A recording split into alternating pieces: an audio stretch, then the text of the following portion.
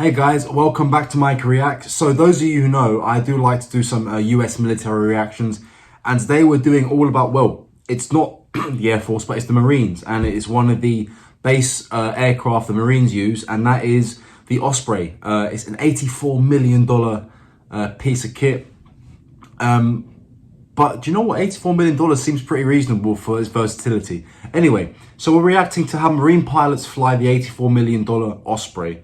Or Osprey. I think it's Osprey. I think is it a V-22? Is that what it is?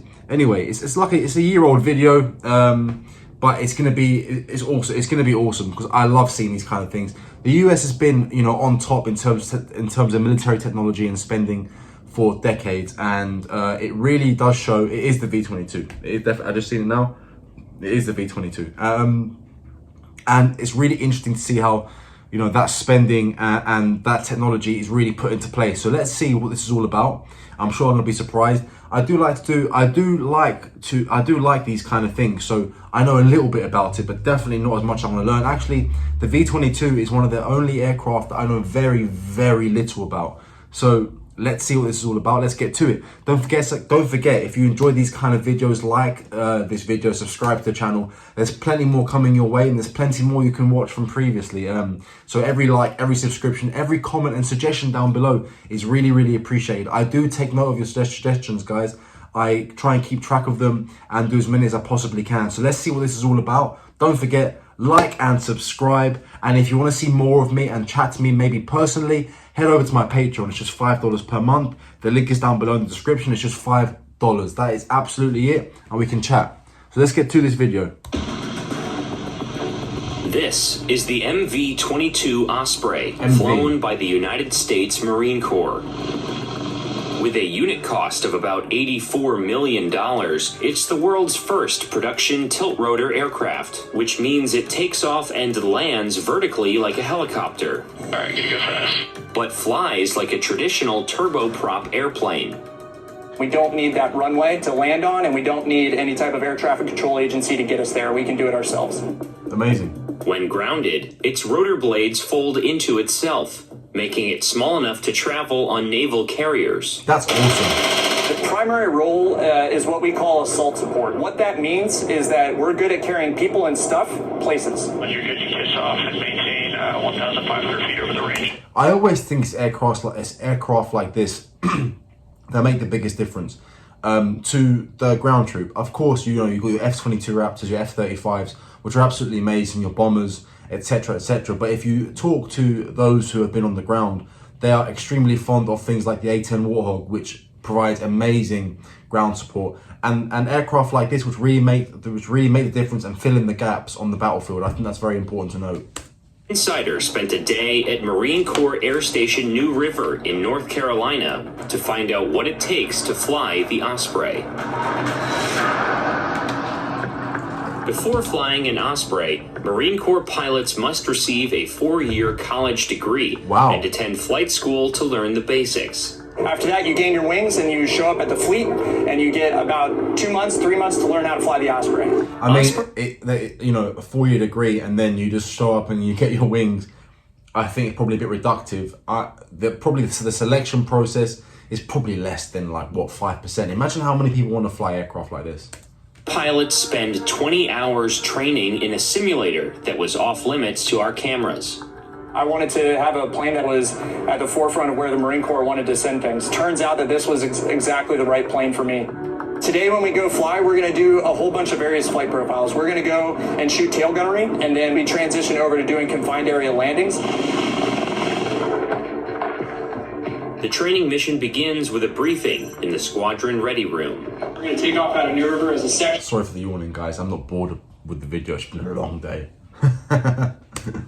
For the departure, it's going to be a standard vertical takeoff to climb up to our en route altitude of 3,500 feet. Safety is one of the most important topics of any Osprey mission briefing. 3 U.S. Marines are missing right now off the coast of Australia. There have been 33 accidents, resulting in 42 reported deaths since the Osprey's first flight in 1989. That's sad. The MV-22 originally, in its induction phases and in testing, unfortunately ended up having a few accidents along the way, things that were worked out essentially over the years. The Osprey became operational in 2007. Okay. And since then, safety components like nacelles and software have been redesigned and reconfigured. I have over 800 flight hours on this plane with zero issues. That's in no small part to the maintenance efforts that are put forth by the Marines every day here. Crew chiefs at New River work as plane Yeah, I think it's really important to note that, you know, we think of heroes and as people who fly these aircraft and people who are boots on the ground. But without support staff, engineers, mechanics, who are able to fix this and actually make sure it runs properly and it runs safely, and it can actually go into combat and do the job that it was supposed to do, play as big a role as anybody flying this aircraft or who has boots on the ground. It's really important to note that.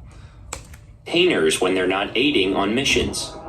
Even the smallest things on the Osprey have to be looked at and are kept in good working order. We make sure that we're flying the safest aircraft possible. Look at the size of the propellers, man. Before every flight, pilots and crew do a walkthrough of the Osprey to ensure everything is in working order. This is the Osprey, just a big overview here. Each engine provides you 6,150 shaft horsepower. So what that means for me up front is that I can go from 0 to 280 knots and climb from the surface all the way up to 25,000 feet. Wow. This is the air-to-air refueling probe. This thing sticks out and lets me plug and refuel off of all kinds of different refueling assets and extends my range out beyond 3 hours, out to all the way my limits that I can just stay awake for. These big nacelles here contain the engine itself, and then also will contain all the different gearbox systems and different accessory drive systems that keep my aircraft powered up and flying both hydraulically and electrically. Wow. We have seats all up and down the left and right side that hold 24 troops, and then any type of cargo that we can do here. We have a lot of redundancy. We have 3 hydraulic systems. We have 3 flight control computers. We have 4 generators that all operate, and they can all back each other up. So if any one component fails, there's numerous layers of backup and redundancy. That's amazing. That allow this plane to keep flying and keep fighting regardless of what happens. It's a gorgeous day to go fly. The downwash coming off of the Osprey is about the same as a Category 2 hurricane. Whoa, man. Everything off runway 19, almost 1 on plane. Takeoff begins with the rotors in the vertical position lifting the plane off the ground. After reaching the desired altitude, pilots convert the aircraft to airplane mode. I have what's called a thumb wheel. On the throttle, there is a little knob that I just move with my thumb. It's as easy as this. It takes little to no effort for me. What that means inside the plane and what the plane is doing is that I have 3 different hydraulic systems that are controlling what's called conversion actuators. And these conversion actuators are gigantic screws. And those screws twist and make the whole nacelle structure move up and down. Wow. The crew flies north to begin the first exercise of the mission. By the way, that's incredible engineering, really, isn't it? If you think about it, how much thought has gone into that. That is impressive. The Osprey's machine gun at targets on the ground. On the MV-22, we have a ramp-mounted weapon system. We'll be firing the M240 Delta today, which is a 7.62 by 51 caliber belt-fed machine gun. The ramp-mounted weapon system is used in a defensive role as we're carrying troops and cargo into an area. If we're engaged, we can effectively suppress that enemy threat. The standard 4-person Osprey crew consists of 2 pilots and 2 crew chiefs. So I'll be leading the aircraft through the flight profile. All level came back up. We're going to go ahead and try going fast again. I serve as the link between the pilots and the back of the plane. That's between our cargo, anyone we're carrying. I shoot the gun, you name it. I suggest converting to see if we can get some of that back. Yep, 1 second. Copy. Sergeant Leneve will also be helping train an additional member on today's flight. I'm Lance Corporal Trantham, and I'm a crew chief on the V-22 Osprey. Every day is a new challenge and a new opportunity to learn something. Today we're going to be simulating engagement by a surface-to-air threat, which is going to be a missile system, and we're going to attempt to suppress that threat. All right, Lenny, we're coming across the runway target now. There's multiple vehicles and stuff on the runway. All the fires are going to be north of the runway, so off the left side of the aircraft right now. Copy. Got a target. Contact. 2 targets. Steel targets.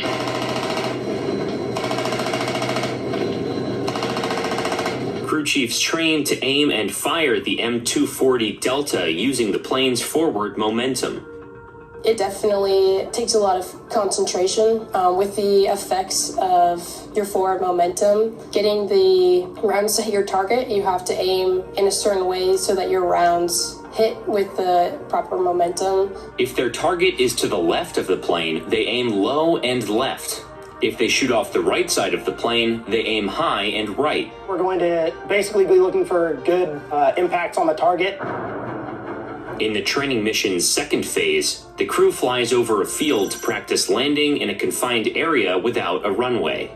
So we'll do what we call tactical straight-ins, where we go from airplane mode, going 240 knots and bringing it all the way to a hover inside the zone. So it's going to take us from this en route airplane, and then the computer and the software, the automation is going to fly the plane all the way along a course of flight and bring us into a hover over a specific landing point.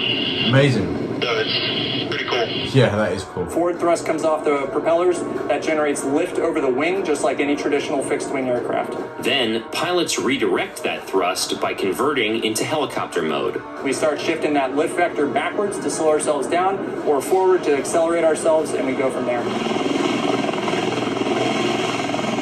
After completing confined area landings really cool. and takeoffs, It's the impressive. focus shifts to the third exercise of the mission. Training crew chiefs how to measure the plane's distance to the ground with just their eyes. You guys, traffic start 10 o'clock, high, no factor. They have to calibrate their eyes to give accurate distance calls to the deck, and that's cool. a challenge. And That is the it challenge. changes based on what you're expecting to see. Less than 50. 40. Sorry, clear to land. They need to happen quickly. They need to say exactly the right thing at the right time so that we know what we need to do and take that information on as like actionable information. She'll get it down during a daytime landing inside a grassy zone, and then we'll take her and we'll fly her at night, and we'll put on NVGs, night vision goggles on her, and she'll have a 40-degree field of view looking through toilet paper tubes. And then all of that distance estimation that she's worked on starts to go away. That's part of the training that we work with them on.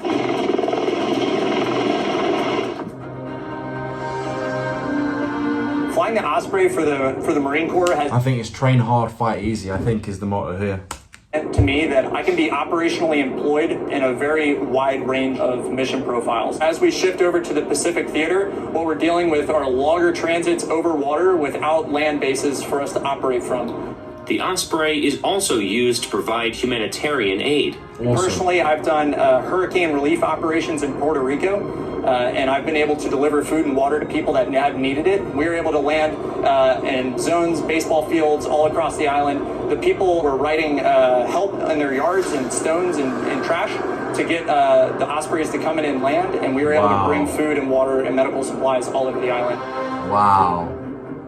You see, So it guys, was great. the amount that's spent on the military is not just to do with fighting wars, endless wars, not always, but you know, it aside from protecting the freedoms of the United States, it also helps those around the United States, and that's amazing.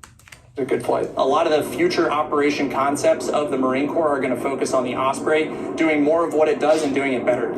I'm actually applying to the Naval Academy right now because I am interested in becoming a pilot. If I get accepted, I'll have 4 more years in school and graduate and commission as an officer. The whole way that the Marine Corps trains is to add more assets and be able to bring a more complicated fight to the battlefield. We're just a small aspect and a small piece of it, but that's what we bring to the fight. And Jake, if at any point you get Awesome. sick, it is not. Really, really cool.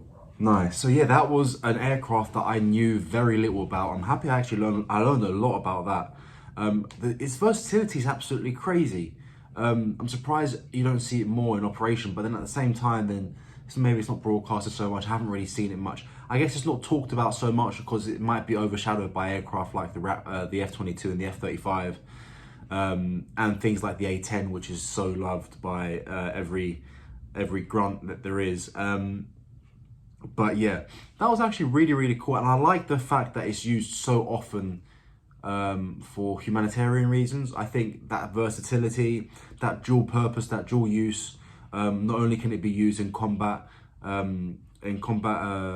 missions during combat, or for close air support, or for dropping supplies into, you know, tight spaces without a runway. But it can also be used for the same reasons, but for humanitarian reasons. I think that's absolutely amazing. And you know what?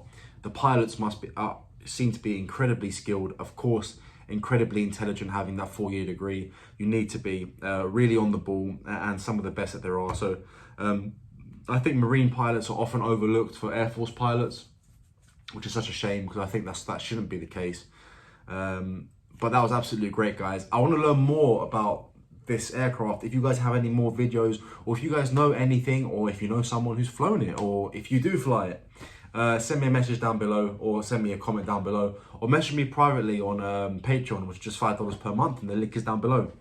I know I've mentioned that a few times, I know, but that was absolutely great, guys. It was recommended to me a few weeks ago by a viewer on an F-22 Raptor video, I think. No, on the A-10 video. This was absolutely great. It was a really great recommendation. So thank you so much, guys. Absolutely fantastic. It's really good. I'm learning about new stuff. And if you guys don't know about this aircraft, and you're watching this for the first time yourselves, then, you know, we're learning something together. So thank you so much, guys. Thank you for your support. Thank you for being here. Don't forget, like this video if you enjoyed it. Subscribe to the channel so you don't miss out, and hit the notification bell so you don't miss the videos when they come out. And that is all from me, guys. Have a fantastic day, and I'll see you on the next one, guys. Have a great day.